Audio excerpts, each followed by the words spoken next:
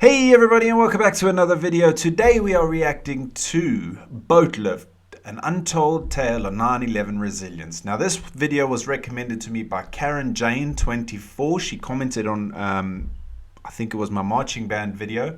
You must, in capitals, react to Boatlift. It is a must to watch. So Karen, I am reacting to this video for you and for whoever else, because I know there was a few more people who've recommended this video to me before. I am reacting to it for you guys. So thank you so much for your suggestions. Also, if you have any other suggestions, anybody, please stick them down in the comments. I will get to as many of them as I possibly can. Some of the recommendations and videos that are comments that are held for review are unfortunately not family friendly or YouTube friendly videos, and I don't know whether you are commenting them as a joke or just to see if I'll do it, but I cannot react to stuff like that on YouTube, I'm afraid, so I'll have to skip those ones. If you haven't done so already, please make sure you hit the subscribe button, and if you're feeling extra frisky, you may as well hit the like button as well. And as always, there is a buymeacoffee.com link in the description if you want to support the channel and buy me a coffee. If not, don't worry about it. Don't feel like you have to. It's just there for whoever wants to know, because there were a few people who suggested I get it. But without further ado, let's get into Boatlift, An Untold Tale of 9/11 Resilience.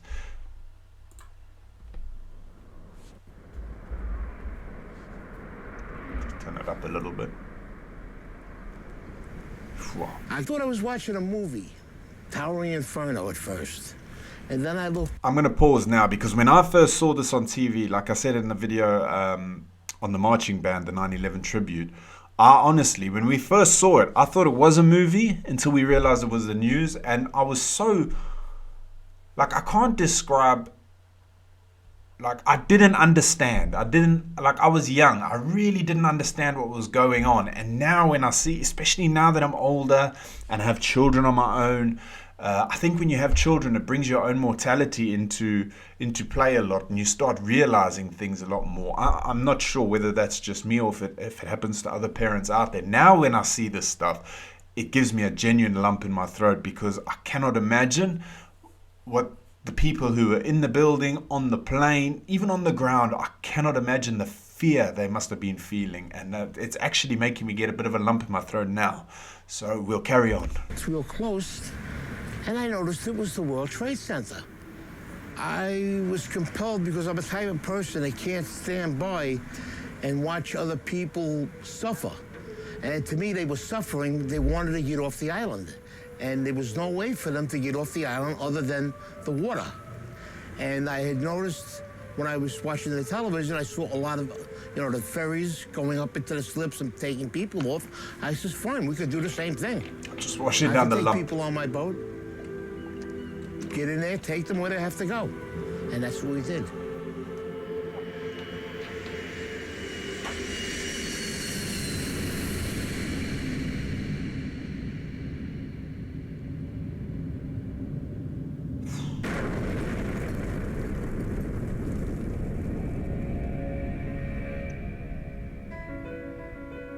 On the morning of September 11th, when the towers came down, millions of people ran for safety.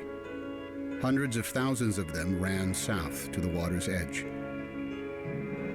That's when they realized that Manhattan is indeed an island, and that they were trapped. They were feeling helpless, and that's the worst feeling in the world. What was a person on the ground going to do? Buildings were down. There were people laying under the rubble of the building. Firemen, civilians. My wife was there, and I turned around. I says, I've got to go do something. Just like that. And she looked at me. She says, what are you going to do, you maniac? I says, I'm going to take the amberjack up into the city and help. She says, but what if they're attacked again? I says, well, then that's something I have to live with. I says, I have to do what I have to do. I says, and nobody can stop me right now. Even if I save one person or I rescue one person, that's one person less that will suffer and die. What a great attitude to have, isn't it? What a great attitude. If you can help one person, that's mean, look at that. Innocent little boy. Whoa, I can't. It gets me, man. When I see children especially. They were trying to evacuate Manhattan because nobody knew what was going on. You know, you didn't know something else was going to happen. It was just, you know, a madness on one side and wanting to help people on the other side. They were just streaming out of the buildings. And the first mode of transportation they saw was a ferry boat. That's when they knew, this is how I'm getting out of here. They didn't even care where the boat was going. There wasn't panic in New York in the beginning, just volume. It wasn't until the first building fell that there was panic. Oh, God, listen to those screams, man. You heard the building go down, but we're in the slip, so we can't see it. Also, you got to remember that the phones and the technology wasn't what it is now. Everyone doesn't know what's going on. They don't know what's going on. They've just seen, like, if you haven't seen the plane hit, the buildings, you know, it must have been so confusing and so scary. That's when we started. I mean, if you look at that, as somebody who didn't know that the planes had hit, you'd think the freaking world is ending. I can't, like, I've got such a lump in my throat, man. Engulfed. You couldn't see anything. This is deep. It's so hard to watch. People were actually jumping into the river and swimming out of Manhattan. Boats were very nearly running them over. These people wanted out of Manhattan no matter any way they could. Somebody wants you to go over there. Every mode of transportation out of Manhattan was shut down. All the subways were shut. The tunnels were all closed. They closed the bridges. They closed everything immediately. Boats, usually an afterthought in most New Yorkers' minds, were for the first time in over a century the only way in or out of Lower Manhattan.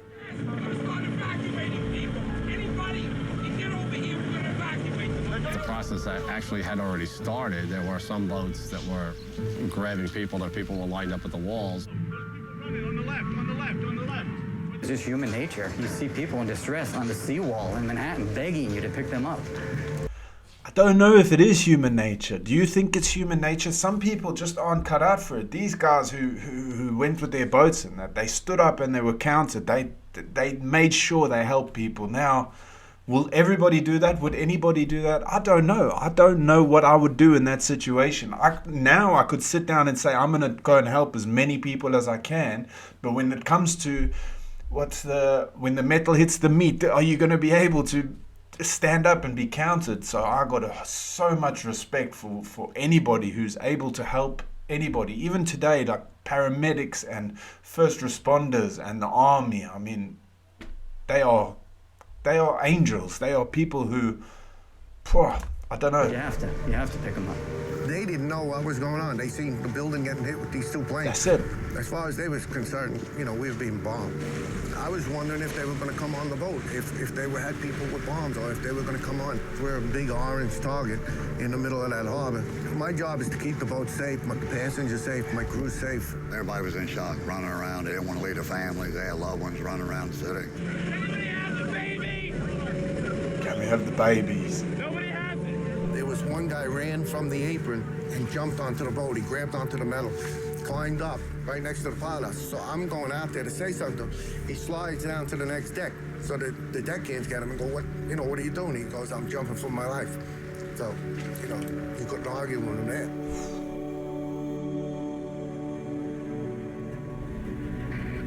There was a small boat that was at the lower tip of Manhattan. I thought the boat was going to flip over because so many people were trying to get on. And as I looked behind, they were just 10 deep. And that's kind of what gave us the idea. We decided that this has to get better organized and we better do it, and that's what we did. So we decided to make the call on the radio. All available boats. This is the United States Coast Guard aboard the pilot boat, New York. Anyone want to help with the evacuation of Lower Manhattan? Report to Governor's Island. When that call came on the radio, they were coming. I was uncertain of who was going to respond. About 15, 20 minutes later, they're just boats all across the horizon. Whoa, look Literally at that. 100 targets converging on the lower part of Manhattan. And they don't know what's going on either. They could be attacked, and that is Came out of amazing. that dust cloud. Tugboats. I've never seen so many tugboats all at once. There was just like a fleet of tugboats headed to Manhattan. If it floated and it could get there, it got there. All different size, shapes, and forms. I mean, and they were zooming across this water. Ferries, private boats, party boats. I worked on the water for 28 years. I've never seen that many boats come together at one time that fast. One radio call, incredible. it just came together just that fast. That's incredible, man. They're putting... Oh, Hundreds of boats converged on the city, look at that. leaving the sun-bathed harbor behind them. Dead ahead, the unknown. That was something I won't forget. It was just low, dark, acrid, black smoke. It was like there was a big chimney in Manhattan. When we pulled into Pier 11, the dust was unbelievable. And then out of nowhere, you just kept on seeing people coming. They looked like zombies coming through the fog. That's perfect. That's like a perfect description. They do look like zombies. Wow. That's powerful, man. Look at them.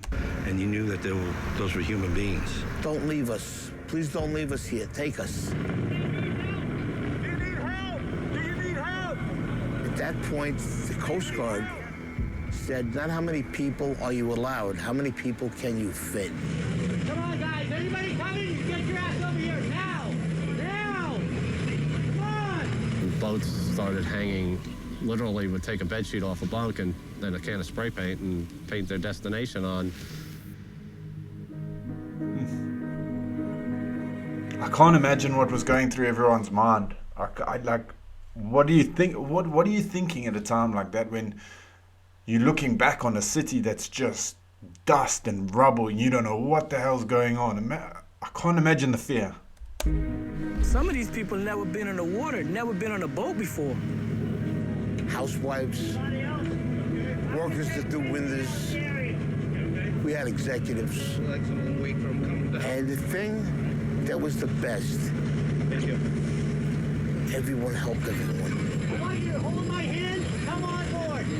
Get inside. One at a time. Get inside. I saw 4 businessmen lifting up an old woman with a seeing eye dog, a German Shepherd, and they lifted her up like a surfboard and passed her over the handrails.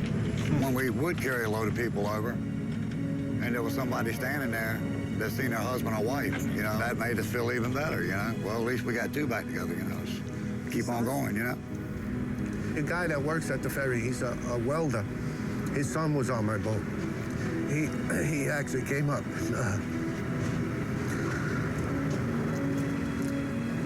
He thanked me.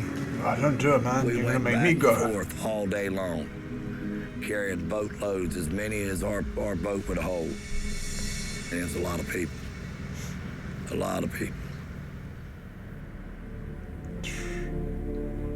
You couldn't have planned nothing to happen that fast, that quick. Yeah. No training. This was just people doing what they had to do that day.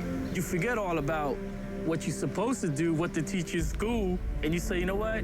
Morally, this is the right way to go, and deep down, this is what I'm gonna do. Average people, they stepped up, and when they needed to, they showed me, you know, when the American people need to come together and pull together, they will do it. I do feel a way honored that I was a part of it. That was the greatest thing I ever did with my life. The greatest day that I've ever seen in all my boating, I mean, my life on the water. The Great Boat Lift of 9/11 became the largest sea evacuation in history. Flippin' Larger than the evacuation of Dunkirk in World War II, where 339,000 British and French soldiers were rescued over the course of 9 days. On 9/11, nearly 500,000 civilians were rescued from Manhattan by boat. Oh my God. It took less than 9 hours. That is insane. Less than 9 hours, 500,000 people. I believe somebody has a little hero in them. You gotta look in. And it's in there. It'll come out. It need to be. I have one theory in life. I never want to say the word I should have. If I do it and I fail, I tried. That's it, man. If I do it and I succeed, better for me. And I tell my children the same thing. Never go through life saying you should have. If you want to do something... That's some awesome advice there, isn't it? Flippin' heck, what an inspiring story, what awesome people. You do it. Well, that was deep, man. I wasn't expecting to get so... Like, genuinely, I teared up a couple times, especially when I saw the kids and that guy was, the older guy was crying. So Karen Jane 24, thank you so much for your suggestion. I'm going to have to watch a bit more of a happy video now to end my day off, because whoa, that was so deep. What an inspiring story. I mean, and a story that like that shouldn't have happened, but even though it happened, you can take away the fact, like, I don't know how to put it into words, the tragedy of the actual towers being hit and coming down, and that shouldn't have happened. But to take away such an inspiring story from it, at least some good came from it. You know what I mean? And I know that might sound stupid, and I hope it's not offensive or disrespectful to anybody, but to see how the American people pulled together that day and the days following, that was incredible, man. That was amazing. I'm getting all flippin' sore lumpy throat again. So I'm going to end it there, guys. Thanks so much for watching. If you haven't done so already, please make sure you hit the subscribe button, and I'll see you in the next video. Peace.